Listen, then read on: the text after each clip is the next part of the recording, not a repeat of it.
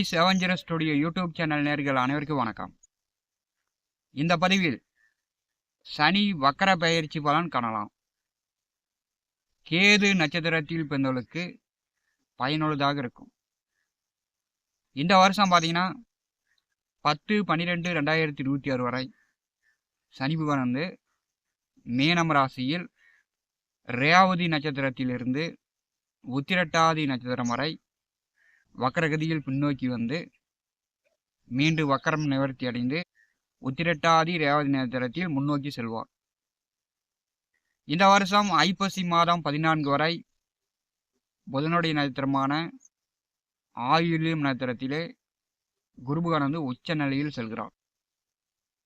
சனி வக்கரமாக செல்லக்கூடிய இந்த காலகட்டம் பார்த்தீங்கன்னா என்ன நடக்கும் அப்படின்னா, விஷ சந்துக்கள் தேளு, போரான், நண்டுவகுளி, பாம்பு அடிக்கடி கண்ணுக்கு தென்படும். பார்த்தீங்கன்னா விஷ சந்துக்கள் தீண்டவும் செய்யும். பாம்பு கடிச்சிருச்சு, போரான் கடிச்சிருச்சு, தேள் கடிச்சிருச்சு இப்படின்னு மக்கள் வந்து விஷக்கடிக்கு ஆளாகக்கூடிய சூழ்நிலையும் ஏற்படும். ஏன்னா வந்து குருபகவான் வந்து ஆதிசேஷன் நட்சத்திரமான ஆயுள்ய நட்சத்திரத்தில் உச்சமாக செல்கிறார்.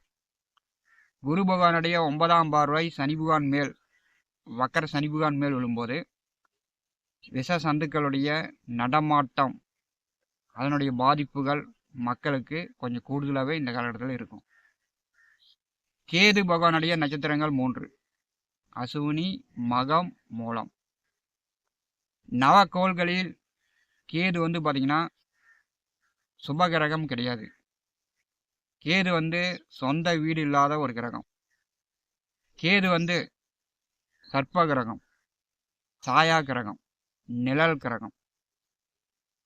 இந்த கேது வந்து நவகிரகங்களில் சுபகிரகம் கிடையாது. ஞான மோட்சக்காரகன் என்று சொல்லுவாங்க. கேதுவுக்கு 7 ஆண்டு கால திசை, செவ்வாய்க்கு 7 ஆண்டு கால திசை.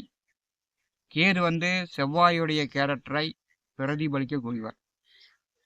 அதாவது உஷ்ணம், கோபம், ஆத்திரம், அவசரம், மனித உடல்ல வந்து கட்டி, கொப்பளம், கேன்சர் இந்த மாதிரி வந்து மிகப்பெரிய வியாதிகளை உண்டாகக்கூடிய ஒரு கிரகம் கேது. கேது அப்படின்னாலே செவ்வாயை போல் ஒரு உக்கிரமான கிரகம். இது பார்த்தீங்கன்னா வாளாவட்டி பெண், விதவை பெண், வயதான பெண்கள் பார்த்தீங்கன்னா புலம்பிக்கிட்டே இருப்பாங்க. அவங்களுக்கு வந்து என்னதான் வந்து நிம்மதி, சந்தோஷம் இருக்காது. வயதான பெண்கள், விதவை பெண், வாளாவெட்டி பெண்களுக்கு எப்படி மனநிலையில் ஒரு குழப்பம் இருக்குமோ, சந்தோஷம் இல்லாமல் அவங்க வந்து குழம்பிக்கிட்டு இருப்பாங்களோ, அது மாதிரி இந்த கேது நட்சத்திரத்தில் பிறக்கக்கூடியவர்கள் புலம்பிக்கிட்டே இருப்பாங்க, பேசிக்கிட்டே இருப்பாங்க. இவங்க வந்து பார்த்தீங்கன்னா காரி கிரு கிருன்னு தூன்னு துப்பிக்கிட்டே இருப்பாங்க. 100க்கு 90% பேர் இப்படி தான் இருக்கிறாங்க. கேது நட்சத்திரத்தில் பிறந்தவர்கள் தானாக வந்து பேசிக்கிட்டே இருப்பாங்க. வசதி வாய்ப்புகள்லாம் அது ஒரு பக்கம். ஆனால் இவங்களுடைய மனநிலை, கேரக்டர் வந்து தானாக பேசிக்கிட்டு இருக்கிற மாதிரி, தானாக புலம்பிக்கிட்டு இருப்பாங்க. கிரு கிருன்னு காரி கீழே துப்புவாங்க. அசுவினியாக இருந்தாலும் சரி, மகமாக இருந்தாலும் சரி, மூலமாக இருந்தாலும் சரி. கேது நட்சத்திரத்தில் பிறந்தவரிடம் ஒரு ரகசியம் சொன்னால், ஒரு கண்டுபிடிச்சிட்டேன், இது ஒரு ரகசியம்பா அப்படின்னு கேது நட்சத்திரத்தில் பிறந்தவரிடம் போய் சொன்னால், அந்த நபரை வந்து இறக்கும் வரை அந்த ரகசியத்தை செயல்படுத்த விடாது. கேது நட்சத்திரக்காரர்களிடம் ஒரு ரகசியத்தை சொல்லக்கூடாது. கேது நட்சத்திரத்தில் பிறந்தவர்கள் ரகசியம் அறிவதில் இவங்க வந்து திறமைசாலிகள். எப்பேற்பட்ட விஷயங்களையும் அறிந்து கொள்வாங்க. உங்களுடைய வாழ்க்கையை மாற்றக்கூடிய 2 கிரக திசைகள் தான். இந்த 2 கிரக திசைகள் உங்கள் வாழ்க்கையில் நல்ல நிலையில் இருந்துச்சுன்னா உங்களுடைய வாழ்க்கையே மாறி போயிடும். இந்த 2 கிரக திசைகள் உங்களுக்கு சரியில்லை அப்படின்னா உங்களுடைய வாழ்க்கை அதன் பிறகு வரக்கூடிய திசைகளில் முன்னேற்றம் அடைவது கடினம். மேசம் ராசியில் அசுவினி நட்சத்திரம் 1, 2, 3, 4 பாதம் முதல் நட்சத்திரமாக கேது பகவானுடைய நட்சத்திரம் அமர்ந்திருக்கிறது. அசுவினி நட்சத்திரத்தில் பிறந்தவர்களுக்கு 7.5 நாட்டு சனியில் விரையச்சனி ஓடிக்கொண்டிருக்கிறது. சனி பகவான் 12ஆம் இடம் வந்தவுடனே அசுவினி நட்சத்திரக்காரர்கள் குடும்பத்தில் உங்களுக்கோ அல்லது குடும்ப நபர்களுக்கோ ஒருவரை மாற்றி ஒருவர் அடிக்கடி உடம்பு சரியில்லாமல் மருத்துவ செலவுகளை ஏற்படுத்தியிருக்கும். உங்களுக்கு 7.5 நாட்டு சனி வந்துருச்சு அப்படின்னோடனே குடும்பத்தில் யாருக்காவது ஒருத்தருக்கு உடம்பு சரியில்லாமல் போய் மருத்துவமனையில் சேர்த்து மருத்துவம் பார்த்து செலவுகள் அதிகமாக இருக்கும். 7.5 நாட்டு சனி வந்துருச்சு அப்படின்னோடனே பார்த்தீங்கன்னா இடுப்புக்கு கீழே முட்டி மூட்டி எலும்பு பார்த்தீங்கன்னா பாதம் கல்லில் போய் கால் முட்டுறது, நரம்பு சுருக்கிக்கிறது, தசை பிடிச்சிக்கிறது, இந்த மாதிரியான பிரச்சனைலாம் ஏற்படுத்தி கொண்டிருக்கும். குடும்பத்தில் ஒரு நிம்மதி இல்லாமல் ஒரு சண்டை சச்சரவு, பெற்றோர்களுக்குள் உடன் பிறந்தவர்களுக்குள் ஒரு நிம்மதி இல்லாத தன்மை போயிட்டுருக்கும். இப்போ பார்த்தீங்கன்னா சனி பகவான் வக்கரகதியில் பின்னோக்கி செல்லும்போது அசுவினி நட்சத்திரத்தில் பிறந்தவர்கள் உங்களுக்கும் சரி உங்கள் குடும்ப நபர்களுக்கும் சரி உடல் ஆரோக்கியம் நன்றாக இருக்கும். நோய் நொடி மருத்துவ செலவுகள் குறையும்.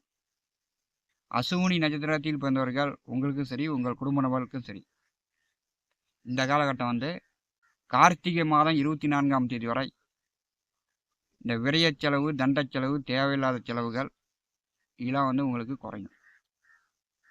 இது பார்த்தீங்கன்னா உங்களுக்கு ராஜயோகம் தரக்கூடிய ஒரு நல்ல நேரம் என்று சொல்லலாம். அசுவினி நட்சத்திரத்தில் பிறந்தவர்களுக்கு இரு கிரக திசை தான் உங்களுடைய வாழ்க்கையே மாற்றும். அது எந்த திசை அப்படின்னா சூரியன் சந்திரன் திசை. இப்போ 7.5 நாட்டு சனி நடக்கும்போது உங்களுக்கு சூரிய திசை நடக்குது, சந்திர திசை நடக்குது அப்படின்னா உங்கள் லக்கணத்திற்கு சூரியனும் சந்திரனும் யோகம் கொடுக்கக்கூடியவர்களாக இருந்தால் இந்த சூரிய திசை சந்திர திசை உங்கள் வாழ்க்கையை மாற்றும். அதாவது நல்ல வேலை, நல்ல தொழில், நல்ல சம்பாத்தியம், இப்படி உங்கள் வாழ்க்கையை மாற்றிடும். இப்போ ஆகாத லக்கணம், அதாவது அசுவினி நட்சத்திரத்தில் வரக்கூடிய சூரிய சந்திர திசைக்கு ஆகாத லக்கணம் அப்படின்னா கும்ப லக்கணம், மகர லக்கணம், மீன லக்கணம், இதில் வரக்கூடிய திசைகள் சூரிய திசை ஆகாது, சந்திர திசை ஆகாது. சூரிய சந்திர திசை ஆகாத லக்கணங்களில் பிறந்து இப்போ 7.5 நாட்டு சனி நடக்கும்போது சூரிய சந்திர திசை வந்துச்சுன்னா காவல் நிலையம், கோர்ட்டு கேஸு, நிலம் சொத்து சார்ந்து வழக்கு வில்லங்கம், பங்காளி வழியில் பெரியவர்கள் இறப்பது, இந்த மாதிரியான விஷயங்கள், அதாவது அடுத்தடுத்து உங்கள் வாழ்க்கையில் மன நிம்மதி இழக்கக்கூடிய ஒரு பிரச்சனையை உண்டாகிடும். சூரிய சந்திர திசை உங்கள் லக்கணத்திற்கு சரியில்லை அப்படின்னா இப்போ 7.5 நாட்டு சனி நடக்கும்போது அடுத்த 7 வருஷம் சூரிய சந்திர திசை உங்களுக்கு சரியில்லை, உங்கள் லக்கணத்திற்கு சரியில்லை அப்படின்னா உங்கள் வாழ்க்கையே மாற்றிடும். அதிகமாக கடன் வாங்கிறது, உடல் ஆரோக்கியம் கெடுவது, குடும்பத்தில் ஒற்றுமை இல்லாமல் செய்யக்கூடிய தொழிலில் அதிகமாக விரயம் ஏற்படுவது, திருமண வயதில் உள்ளவர்களுக்கு திருமணம் நடக்காமல் காலம் தாமதமாவது, இப்படி உங்கள் வாழ்க்கையில் அடிமேல் அடி கொடுத்து ஒரு பிரச்சனையை சந்திக்க வைத்து ஊர் உறவுகளிடம் பிரச்சனையை ஏற்படுத்தி ஒரு நிம்மதியில்லாத தன்மையை செய்துவிடும். உங்கள் ஜாதகத்தில் உங்கள் லக்கணத்திற்கு யோகம் தரக்கூடியவராக சூரியன் சந்திரன் இந்த இரு கிரகங்கள் இருந்தால் உங்களுக்கு வரக்கூடிய இந்த சூரிய சந்திர திசையில் நல்ல வேலை கிடைத்து, நல்ல தொழில் அமைத்து, நல்ல வருமானம் சம்பாதித்து, வீடு நிலம் சொத்துக்கள் வாங்கி நீங்கள் இந்த சூரிய சந்திர திசையிலேயே வசதி வாய்ப்புகள் ஆகலாம். கேது நட்சத்திரத்தில் பிறந்தவர்களுக்கு இந்த சூரிய சந்திர திசையில் வாழ்க்கையில் முன்னேற முடியல, அதில் தான் கடுமையான பிரச்சனை, ஒரே சண்டை சச்சரவு அப்படின்னு சொன்னால் அடுத்தடுத்து வரக்கூடிய திசைகள் உங்கள் வாழ்க்கையில் மென்மேலும் எரியிற தீயில எண்ணெய் ஊற்றுற மாதிரி தான், ஒரு பிரச்சனையை கொடுக்குற மாதிரி தான் இருக்கும். கேது நட்சத்திரத்தில் பிறந்தவர்களுக்கு செவ்வாய் திசை வரும்போது, செவ்வாய் வந்து உங்களுக்கு நல்ல இடத்துல இருந்தால், உங்கள் லக்கணத்திற்கு யோகாதிபதியாக இருந்தால், செவ்வாய் திசையில் வீடு கட்டலாம், வீட்டு மனை, விவசாய நிலம், இப்படி சொத்துக்கள் வாங்கி போடலாம். செவ்வாய் திசை உங்கள் லக்கணத்திற்கு சரியில்லை அப்படின்னா, உடன் பிறந்தவர்கள் அவங்களுக்கு மரணம். செவ்வாய் திசை உங்கள் லக்கணத்திற்கு சரியில்லை அப்படின்னா, உடன் பிறந்தவர்களுக்கு கேடு விளைவிக்கும். செவ்வாய் திசையில் விபத்து, அறுவை சிகிச்சை, செவ்வாய் திசையில் வந்து அதிகமாக கடன் வாங்கி கடன்காரன் ஆகக்கூடிய சூழ்நிலை ஏற்படுத்திடும். செவ்வாய் திசையில் கடன் வாங்கிட்டீங்கன்னாவே அப்புறமேட்டி வந்து பார்த்தீங்கன்னா, ராகு திசை முடியும் வரை கடன் கட்டிக்கிட்டே இருக்கக்கூடிய, வட்டி கட்டிக்கிட்டே இருக்கக்கூடிய சூழ்நிலையை உண்டாக்கிறோம். சனி பகவான் வக்கரகதியில் பின்னோக்கி செல்லும்போது, மேசம் ராசி அசூனி நட்சத்திர அன்பர்களுக்கு உங்களுக்கு வந்து 7 நாட்டு சனியில் விரயச்சனியினுடைய பாதிப்புகள் குறைகிறது. இப்போ வந்து லாபச்சனி போல் லாபங்களை கொடுப்பார். பணம் காசு சரியாக செலவழித்து எதிர்கால தேவைக்கு, வசதி வாய்ப்புக்கு இப்போ வந்து நீங்கள் பயன்படுத்தி கொள்ளலாம். அதாவது வண்டி வாங்கலாம், வீடு கட்டலாம், சொத்துக்கள் கூட வாங்கி போடலாம். சனி பகவானுடைய வக்கர காலத்தில் உங்கள் ராசிக்கு 4வது வீட்டிலே குரு பகவான் வந்து ஆயில்யம் நட்சத்திரத்தில் செல்கிறார். அசுவினி நட்சத்திரத்தில் பிறந்தவர்கள் இப்போ இந்த காலகட்டத்தில் பார்த்தீங்கன்னா, பாம்பு, பூரான், தேளு, குளவி, இப்படி வந்து விஷ ஜந்துக்கள் உங்கள் கண்ணுக்கு அடிக்கடி தெம்படும். விஷ ஜந்துக்கள் உங்களையோ குடும்ப நபர்களையோ தீண்டுவதற்கான வாய்ப்புகளும் உண்டு. குடும்ப நபர்கள் மட்டும் இல்லை, வளர்ப்பு பிராணிகளையும், ஆடு, மாடு, கோழி, வளர்ப்பு பிராணிகளும் இதனால் பாதிக்கப்படும். ஏன்னா உங்கள் ராசிக்கு 4வது வீட்டிலே புதன் நட்சத்திரத்திலே குரு செல்லும்போது, வீடு, மனை, நிலம், சொத்து, வண்டி, வாகனம், ஆடு, மாடு, மனிதர்களுக்கு மட்டும் அல்ல, உங்களுடைய ப்ராப்பர்ட்டி, உங்களுடைய சொத்து சார்ந்து அசையும் அசையா சொத்துக்கள் அனைத்திலும் குரு வந்து புதன் நட்சத்திரத்திலே செல்லும்போது ஒரு உபத்திரங்களையும் கொடுப்பார். அதே வழியில் உங்கள் ஜாதகத்தில் நல்ல திசாபுத்திகள் ஓடிக்கிட்டு இருந்துச்சுன்னா கண்டிப்பாக நல்ல மேன்மையான பலனும், ஒரு 2-3 ஏக்கரை சொத்துக்கள் வாங்குற மாதிரி ஒரு வசதி வாய்ப்புகளையும் கொடுக்கக்கூடிய ஒரு அமைப்பு தான். சனி வக்கரமாக இருப்பது, குரு பகவான் 9ஆம் பார்வையால் சனியை பார்வை செய்வது, மேசம் ராசி அசூனி நட்சத்திர அன்பர்களுக்கு பண விரயங்கள் குறையும். குடும்பத்தில் வந்து சந்தோஷம், மகிழ்ச்சி நிலவும்.